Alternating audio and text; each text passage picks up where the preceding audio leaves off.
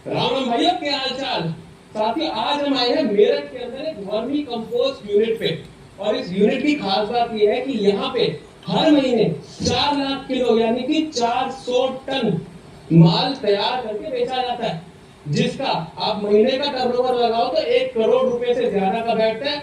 जिसके अंदर जो मालिक है यहाँ पे, वो कम से कम भी तो 10-15 लाख से ऊपर का सुपर प्रॉफिट कमा रहे हैं। ये मैं आप क्या सजेस्ट करेंगे?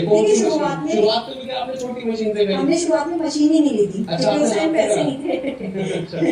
हमने हाथ पे छानना होता था, डस्ट वाला। जी। तो उससे छानते थे हम लोग। अच्छा जी। फिर इससे छोटी मशीन ली हमने, इतनी सी। अच्छा। ये हमारी 6x3 का साइज है, वो 3x3 की थी, इतनी छोटी मशीन। ठीक है। उस टाइम पर पड़ा था हमें 15 से 16 हजार का। जिसकी कैपेसिटी कितनी थी घंटे की?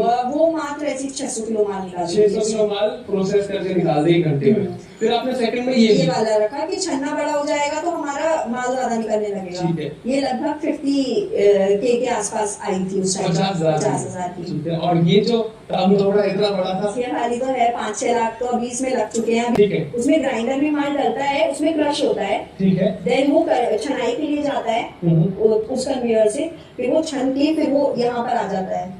ठीक है। मटीरियल और जितना भी फाइन पार्टिकल्स है जो छनी हुई वर्मी कंपोस्ट है, वैल्यू ऐड करके वो उसकी यहाँ कलेक्ट हो जाती है।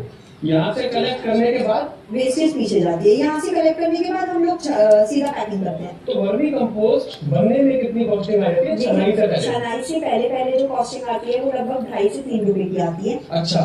जो अगर आप गोबर खरीद के ला रहे हैं तो आएगी, क्योंकि घर में अगर किसी के आई थिंक ये और सस्ते में 50 पैसा पर केजी हम लोग लेते हैं गोबर यहाँ से। अच्छा। जो वर्मी कंपोस्टिंग में मेन कॉस्टिंग होती है वो होती है labour costing and raw material. ये this is up to you कि आप लेबर को किस तरीके से मैनेज कर रहे हैं। लेबर आपकी कॉस्टिंग 1 रुपया ज्यादा भी कर सकती है, और लेबर ही है जो कॉस्टिंग आपकी 1 रुपया कम भी कर सकती है। बिल्कुल सही बात है। 9 साल पहले आपने शुरुआत करी थी, तो सबसे पहले आपने कितने बेड से चालू करा? देखिए, हमने शुरुआत में लगभग 50 बेड लगाए थे। 30x4 फीट का नॉमिनल साइज रखते हैं, जो कि हमारे पीछे जी।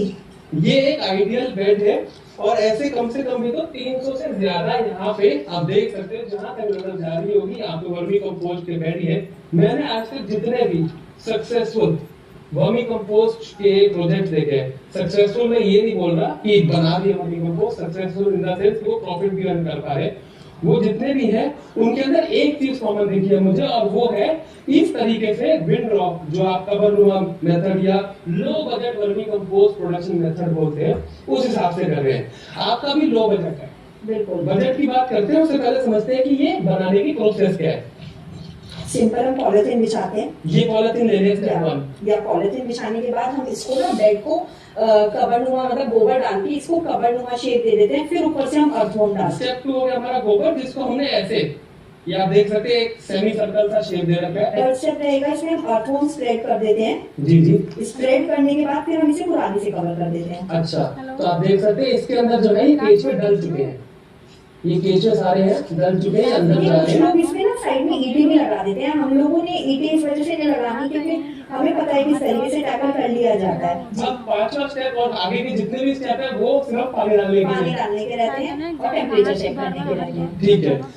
अब कॉस्टिंग की बात करें तो एक बेड को बनाने में हमारा कितने में तैयार हो जाएगा? 30 फुट का बेड है भाई, वो 4 फुट चौड़ाई है। देखिए, जो इसकी पॉलिथीन की कॉस्ट आती है वो लगभग 450 रुपए की एक पॉलिथीन आती है एक बेड के लिए। अच्छा। ये प्लास्टिक की पॉलिथीन होती है। मतलब जो काली वाली पन्नी हम बरसात में डालते हैं पहले छतों पर। ये मोटी पन्नी है जिसका थिकनेस 250 माइक्रोन के करीब। ये मोटी पन्नी ले ली, इसको नीचे डाल दिया, 400-450 की आ गई है। गोबर की जो कॉस्टिंग आती है हम ये मान के चलते हैं 40 से 50 पैसा पर केजी।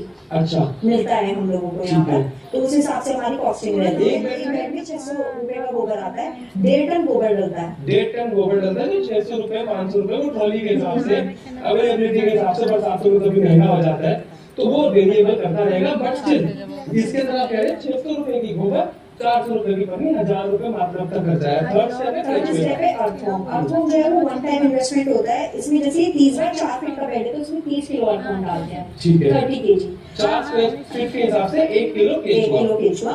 इसकी जो कॉस्टिंग होती है ये होती है हमारी 300 रुपीज पर केजी। जो कि आपके पास अगर नहीं है तभी आपने खरीदना है। अगर आप एक बार खरीद के एक बेड लगा चुके हैं तो आप 2 से 3 मैक्सिमम 4 महीने के अंदर उसी बेड से केचुआ डबल कर सकते डबल कर हैं। सकते तो आप एक बेड में केचुआ ले सकते हैं, बाकी बेड के अंदर आपको केचुआ दोबारा नहीं खरीदना पड़ेगा। फिर भी एक बार खरीदना है हमें, हाँ। तो कितनी कॉस्ट आ गई ये हमारी? 9,000 की कॉस्टिंग आ गई। 9,000 की कॉस्टिंग आ गई कुल मिला के हमारी। अब भाई हमारी 10,000 की कॉस्टिंग पूरी बैठी है। फिर आता है हमारा पूरा, ये 250 रुपए का पर बेड का। ठीक है, तो हमारा ये 10,000 रुपए में एक बेड बन जाएगा। अगर आप केचुआ खरीदते हो, दूसरी बार आप जब लगाओगे तो इस बनाने की कॉस्टिंग मात्र लेबर वगैरह सब इंक्लूड करके आई थिंक 1,500 रुपए से ऊपर नहीं आएगी। जी जी जी। ठीक है, तो इसके अंदर अब हमारा आउटपुट कितना निकलेगा? इसके अंदर हमारा आउटपुट लगभग 50 to 60% निकलता है। इसके अंदर हमने 1,500 किलो डाला, तो यानी कि 750 किलो हमें वर्मी कंपोस्ट मिल जाएगा इसमें से।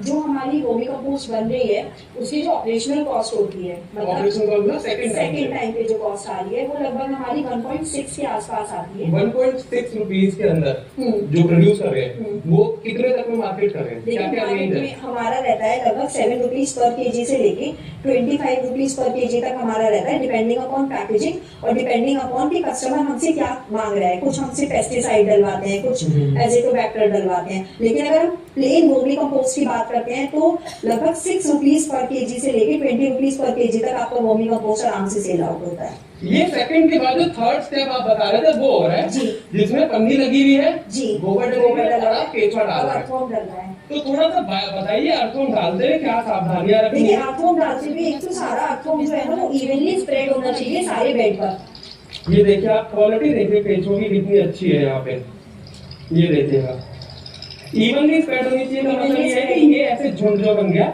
इनको ये खोल देते हैं, खोल दिया ताकि ये लम्स ना बने। लम्स ना बने। और क्या ध्यान रखना और बस इसका बेड का टेम्परेचर, अभी तो हम ऐसे डाल रहे हैं, बेड का टेम्परेचर हम अंदर से चेक कर लेते हैं। गोबर गर्म है, ठंडा है। अगर गोबर गर्म होता है तो हम तुरंत के तुरंत पानी लगाते हैं, इतना पानी लगाते हैं कि जितनी हीट है ना वो सारी निकल जाए बेड की साइड अच्छा से। जी।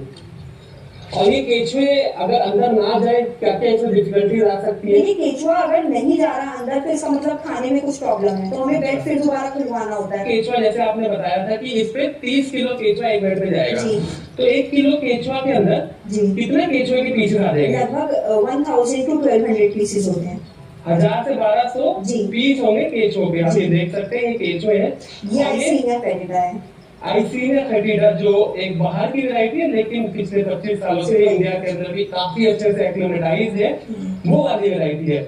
बहुत से लोगों को कंफ्यूजन रहता है कि जो देसी केचुआ होता है जो काले रंग का लंबा सा होता है वो वाले से भी वर्मी कंपोस्टिंग हो सकती है? नहीं, वो एक्चुअली क्या होता है, ये एपिजेनिक अर्थवॉर्म होता है, ये ऊपर वाली लेयर पे काम करता है। जी। जो हमारा लुब्रिकस स्पीशीज है इंडिया की वो एंडोजेनिक होता है, वो नीचे की लेयर में चला जाता है। अच्छा। तो उससे वर्मी कंपोस्टिंग में मतलब इतनी ज्यादा वो गोबर ही नहीं खाता पहले तो। अच्छा। वो मिट्टी खाने वाला केचुआ होता है, जी। वो सारे एंडोजेनिक होते हैं, वो नीचे चले जाते हैं, आप ऊपर से खाद नहीं उतार पाएंगे। हमारे पास लगभग 20 से 22 लेबर रहती हैं एट अ टाइम। अच्छा। जो कि काम करती है, प्लस हम ना डेली वेजेस पर लेबर हायर करते हैं। अच्छा, तो लेबर का कितना महीने का खर्च हो जाता है? देखिए, हमारा लगभग ये मानिए कि 12 से 13,000 रुपए एक पर्सन का रहता है, प्लस इनको ओवर टाइम बहुत लगता है।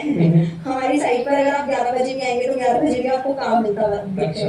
तो इनको जो सैलरी पड़ जाती है वो लगभग 17-18 रुपए पर मंथ की पड़ जाती है एक की। और आपने 20 से ऊपर हायर कर रखे हैं, तो आप मान लीजिए ये तो 3 लाख से ऊपर का आपका सैलरी जा रही है। उसके ऊपर क्या ओवर हेड चार्ज रहता है? पूरे फार्म की बात करें तो उसके ऊपर हमारा गोबर का ठेकेदार वाला लगभग 1 से 1.5 लाख रुपए महीना लेके जाता है। अच्छा, जो गोबर सप्लाई करता है। पैकेजिंग वाले को चले जाते हैं 3 लाख तो नॉर्मल। पैकेजिंग जो आपका कॉन्ट्रैक्टर है जो पन्नियां वगैरह लेके आता है 3 लाख रुपए आपको वहां चले जाता है। 1 लाख 1.5 लाख आपका कॉन्ट्रैक्टर दे जाता है, जो ठेकेदार है जो कुराली और बिजली वगैरह का बिल एंड ऑल, तो सब इंक्लूड करके मंथली आपका कितना खर्चा हमारा है? मतलब खर्चा 6-7 लाख रुपए महीने का रहता ही रहता है। 6-7 लाख रुपए हर महीने का खर्चा है कुल मिला के। फिर आपका इस हिसाब से टोटल यहाँ से मंथली से 400 टन की चल रही है, यानी कि 4 लाख किलो की। जी।